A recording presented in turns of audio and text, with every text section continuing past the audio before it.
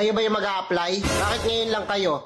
Ang ayaw na ayaw ko sa lahat, yung nalilate. Sorry po, sobrang traffic po. Opo, traffic po eh. Sabi mo, matanda mga interview sa atin. Bakit baby face siya, oh? Mukha siyang bata. Ang gwapo. Oo nga no, gwapo nga siya. Ba't ba kasi kayo na late? Traffic po eh. Sir, artista po ba kayo dati? Para saka to. Artistahin po kasi yung mukha nyo eh. Ang gwapo eh. Oo nga siya. Hindi naman, para testima. Awig niyo po kasi si John Lloyd tsaka si Alden, oh. Alam siya, hindi kaya. Ang lakas po ng dating nyo eh. Dapat po siya, nag-artista na kayo. Ayoko mag-artista eh. Paano nyo na-handle yung ganyang kagwapuan, sir? Oo nga, ang dami sigurong nagkakagusto dito. Uy, para kang ano dyan. Sana ganyan din mukha ko. Mag-umpisa na tayo. Tsaka grabe yung sex appeal niya siya. Nakakaasar to. Hindi naman.